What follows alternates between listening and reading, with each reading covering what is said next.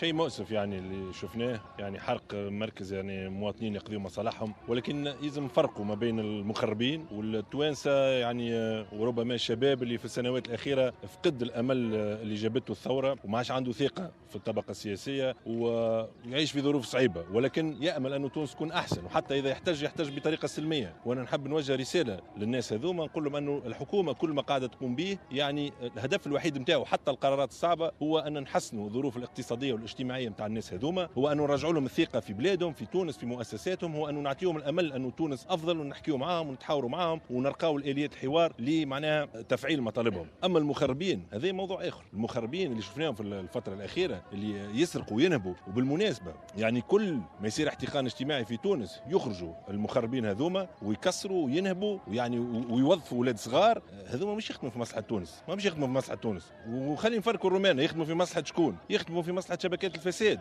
يخدموا في الفاسدين اللي احنا وقفناهم وعبر بث الفوضى يحبوا يخرجوهم، يخدموا في شبكات التهريب اللي ضربتها الحرب على الفساد ويحبوا يضعفوا الدوله، وللاسف يخدموا في بعض السياسيين الغير مسؤولين اللي يحرضوا غير بعض السياسيين اللي غير مسؤولين يحرضوا اجابه شعبيه. نقول انا ما عنديش اجابه شعبيه.